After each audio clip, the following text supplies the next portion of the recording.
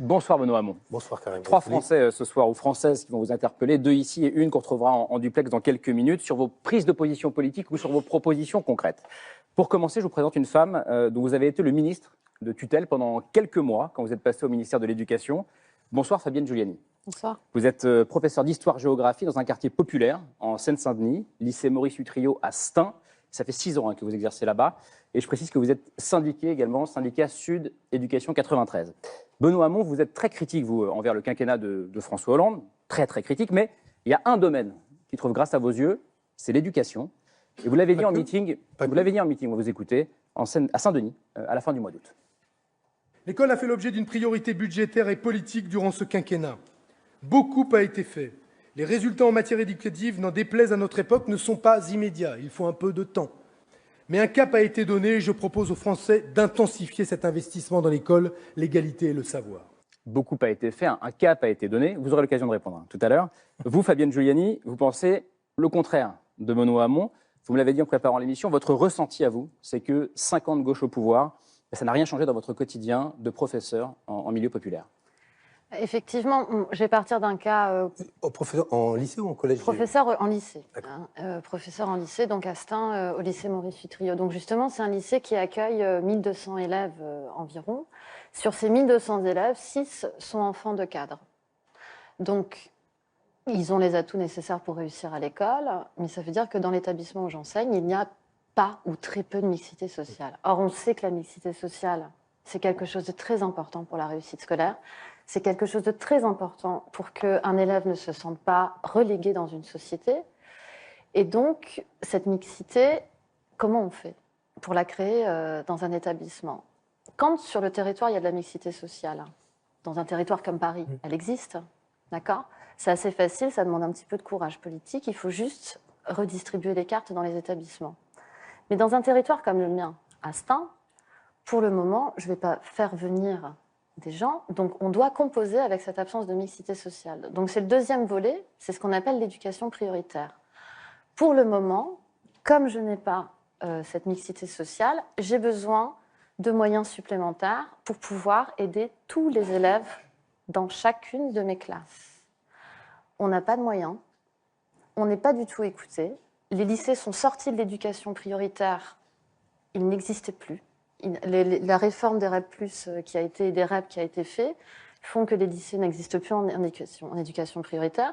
Alors maintenant, ça va être très concret. Quand on interpelle la ministre sur ces questions-là, elle nous a répondu très concrètement, pas de problème, je suis d'accord avec vous, votez pour moi en mai et vous aurez les moyens que vous demandez. C'est une réponse qui a été faite par Mme Vallaud-Belkacem. Ça s'appelle du chantage. Et la question de Benoît Hamon? Et la question à M. Hamon, c'est que moi, j'ai effeuillé vos 29 propositions, j'ai écouté votre discours du 28 août, et vous ne parlez pas du tout de l'éducation prioritaire. Vous ne parlez pas de la mixité sociale. Il n'y a aucune mesure dans votre programme sur ce sujet-là. Donc la réponse question, de Benoît Hamon. Mais ça tombe bien, puisque je ne les ai pas encore formulés, à part le discours que j'ai fait. Et je précise qu'elle a regardé, Fabienne Giuliani, le discours en entier, pas que l'extrait qu'on a passé. Non, mais les 29 propositions pour rénover la démocratie. C'est simplement sur la démocratie. Bon, sur le constat, je fais à peu près le même constat, peut-être avec un regard différent, puisque c'est celui d'un élu d'une circonscription dans laquelle il y a une ville très populaire, celle de Trappes, dans les Yvelines, où on connaît des situations assez semblables sur l'absence de mixité, qui conduit à des situations aujourd'hui où finalement le corps enseignant, l'ensemble de ceux qui sont dans les établissements sont confrontés à des difficultés plus grandes qu'ailleurs.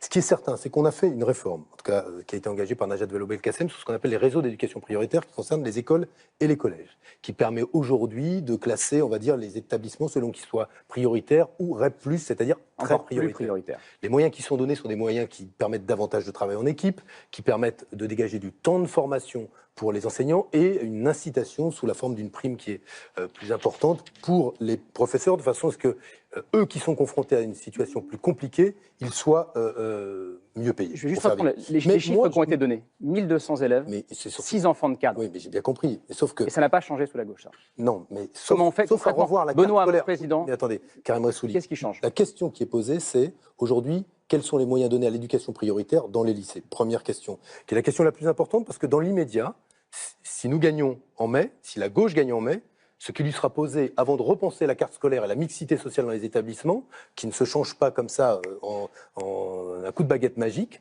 ou un claquement de doigts, c'est de donner les mêmes moyens aux enseignants des lycées que nous l'avons donné au collège et à l'école. Ce qui me paraît un engagement fort. Ensuite, le point sur lequel vous avez raison. Au pouvoir, là, actuellement. Oui, mais attendez, je peux continuer. On a rétabli la formation des professeurs. On a recréé 60 000 postes de professeurs.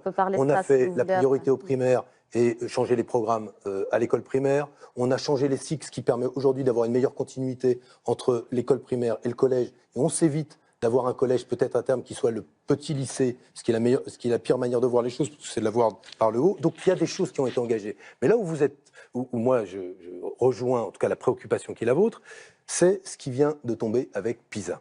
Parce que PISA, le classement international, qui compare les systèmes éducatifs dans le monde, constate quoi? Que sur le principal vice, on va dire, je vais le dire comme ça, du système éducatif français n'a pas été corrigé encore.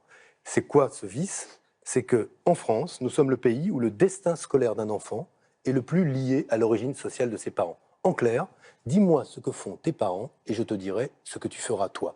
Pardon, mais on est après 5 ans de gauche au pouvoir, Benoît Hamon. Karim Rissouli, et alors, tous les enseignants le savent, s'il est bien un domaine dans lequel vous ne pouvez pas enregistrer des résultats immédiats sur le lire, écrire, compter en primaire, ça commence à bouger, mais ça bouge progressivement. On verra les nouveaux programmes. Les nouveaux programmes qui s'appliquent en CP là vont monter en puissance sur ces questions-là. Là, je demande non pas de l'indulgence, mais un peu de réalisme. Dans l'éducation nationale, changer un système qui trie par l'échec depuis maintenant 20, 30, 40 ans et que beaucoup des acteurs du système éducatif veulent garder en l'état. Parce que ce qu'il faut dire, c'est que quand on demande à l'école de changer aussi pour qu'elle arrête de rajouter ses propres inégalités aux inégalités sociales, c'est pas simple de la faire bouger parfois. Fabienne Giuliani, qu'est-ce que vous répondez? Quand on vous dit des choses ont été faites, il faut du temps pour changer l'école, en gros. Je vais répondre sur 2 points. Déjà, moi, le rapport PISA, très bien, les apprentissages, les inégalités. Moi, concrètement, dans ma salle de classe, j'ai trop d'élèves. Ça se change très rapidement. On ne parle pas du long terme. On parle d'une décision politique qui donne des moyens à l'éducation prioritaire pour abaisser les effectifs. Mais ça, c'est rapide et c'est pas compliqué à faire. C'est la première. Vous les prenez où? Parce qu'il faut les former, les recruter quand même. Oui, alors déjà, quand même, au niveau des chiffres, Monsieur Hamon. Oui, mais vous êtes d'accord qu'il faut les former d'abord? Je vais répondre. Vous m'avez. On est à 54 000 postes aujourd'hui. Voilà. Il y a 80 000 postes qui ont été supprimés par Nicolas Sarkozy. Il y en a 60 000 qui ont été créés par ce gouvernement. Donc déjà, il manque 20 000 postes. Ensuite, sur ces 60 000 postes, seulement un tiers sont des postes de professeurs.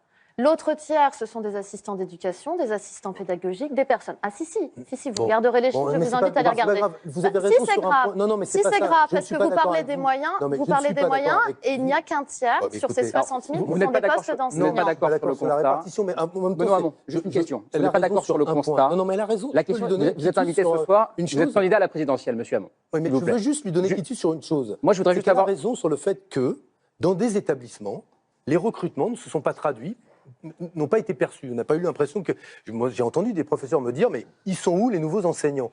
Où sont-ils? Pourquoi? Parce qu'ils ont été répartis sur l'ensemble du territoire. Et incontestablement, la perception de ce changement-là, sur le terrain, elle était c'est un cas très concret. Hein. Donc, il y a eu plus d'élèves en 5 ans et pas plus de corps enseignants. 3,4% d'effectifs en plus cette année. Mais ce que je veux simplement dire, c'est que ces recrutements, ils ont été faits. Nous avons inversé là une logique qui était une logique qui consistait à mettre moins de professeurs dans les salles de classe et de voir le nombre d'élèves par classe augmenter.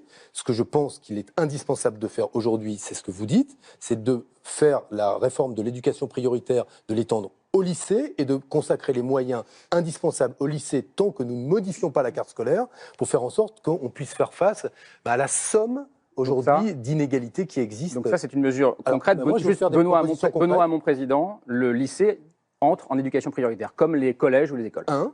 2.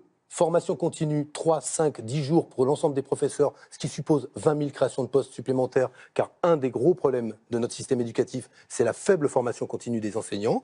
3, continuer la priorité au primaire, parce qu'aujourd'hui au primaire, il faut se fixer un objectif sur ce qu'on appelle le cycle 2, il n'y ait pas plus de 20 élèves par classe en moyenne. Donc je considère que là encore, il faut faire 20 000 recrutements supplémentaires d'enseignants. S'il est bien un domaine où il me semble qu'il faut continuer à investir, c'est celui de l'éducation nationale, de l'école. Et je pense qu'il faut maintenir, même si ça ne veut pas dire fermer les yeux sur le lycée, maintenir la priorité au primaire. Merci Fabienne Giuliani, on va changer de thématique.